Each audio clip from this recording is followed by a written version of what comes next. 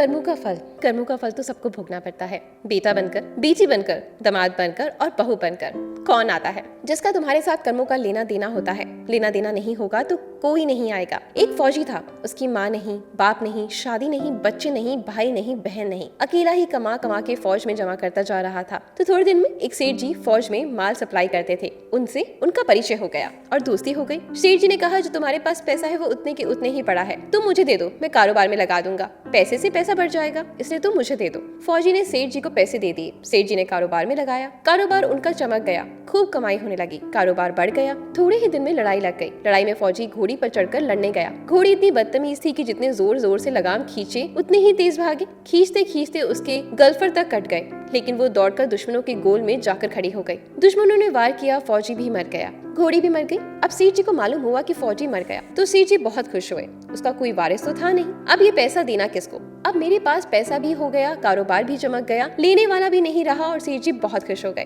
तब तक कुछ ही दिनों के बाद सेठ जी के घर में लड़का पैदा हुआ। अब सेठ जी और खुश थे कि भगवान की बड़ी दया है, खूब पैसा भी हो गया, कारोबार भी हो गया और लड़का भी हो गया, लेने वाला भी मर गया। सेठ जी बहुत खुश थे। वो लड़का होशियार था, पढ़ने में समझदार था। सेठ जी ने उसे पढ़ाया लिखाया। अब पढ़ लिख कर बड़ा हो गया तो सोचा कि अभी कारोबार संभालेगा, चलो अब इसकी शादी कर देते हैं। शादी करते ही घर में आ गई बहुरानी, दुल्हन आ गई। अब उसने सोचा कि चलो बच्चे की शादी हो गई, अब कारोबार संभालेगा। लेकिन कुछ दिनों में बच्चे की तबीयत खराब हो गई। अब सेठ जी डॉक्टर के पास, हकीम के पास, वैद्य के पास दौड़ रहे थे। वैद्य जी जो दे रहे थे दवा खिला रहे थे और दवा असर नहीं कर रही थी। बीमारी बढ़ती जा रही थी, पैसा बर्बाद हो रहा था और बीमारी बढ़ती ही जा रही थी। रोग कट ही नहीं रहा था, पैसा खूब लग रहा था। अब आखिर में डॉक्टर ने कह दिया कि इनको लाइलाज मर्ज हो गया है, ये बच्चा 2 दिन में मर जाएगा। डॉक्टर के जवाब देने पर सेठ जी निराश होकर बच्चे को लेकर रोते हुए आ रहे थे। रास्ते में एक आदमी मिला, कहा, अरे सेठ जी क्या हुआ, बहुत दुखी लग रहे हैं। सेठ जी ने कहा, ये बच्चा जवान था, हमने सोचा बुढ़ापे में मदद करेगा, अब ये बीमार हो गया है शादी होते ही। हमने इसके लिए खूब पैसा लगा दिया, जिसने जितना मांगा उतना दिया, लेकिन आज डॉक्टर ने जवाब दे दिया,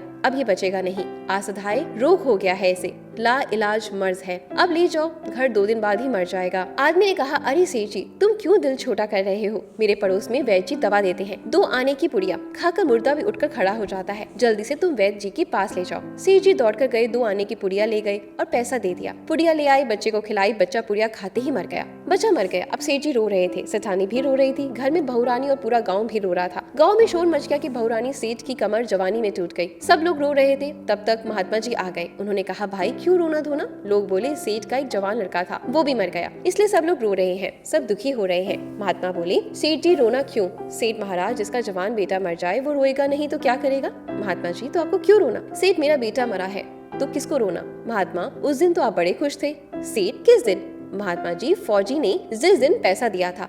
सेठ, हाँ कारोबार के लिए पैसा मिला था तो खुशी तो थी, और उस दिन तो आपकी खुशी का ठिकाना ही नहीं था। सेठ ने पूछा, किस दिन। महात्मा जी ने कहा, अरे जिस दिन फौजी मर गया। सोचा कि अब तो पैसे भी नहीं देने पड़ेंगे, माल बहुत हो गया है, कारोबार भी खूब चमक गया है, अब देना भी नहीं पड़ेगा। बहुत खुश थे। सेठ जी ने कहा, हाँ महाराज जी खुश तो बहुत था, और उस दिन तो आपकी खुशी का ठिकाना ही नहीं था, पता नहीं कितनी मिठाइयाँ बच गई। किस दिन। अरे जिस दिन लड़का पैदा हुआ था।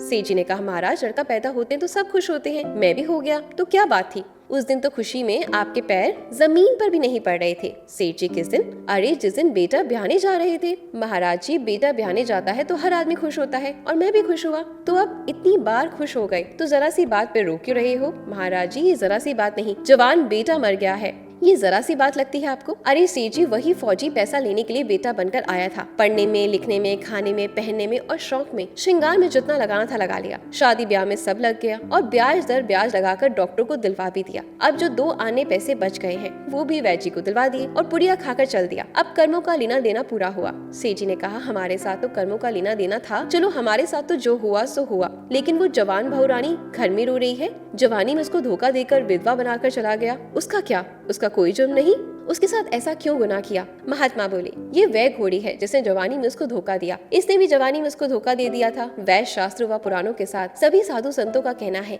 कि ये संसार कर्मों का लिखा चुका है, इसमें जो जीव चैतन्य है वो समझदारी से भव सागर पार हो जाएगा। तो दोस्तों, ये कहानी आपको कैसी लगी। अगर पसंद आ जाए तो प्लीज लाइक, कमेंट और शेयर जरूर करिएगा। चैनल को सब्सक्राइब भी जरूर करिएगा। आपकी ईशा आपसे फिर मुलाकात करेगी कल कुछ नई चीजों के साथ। धन्यवाद।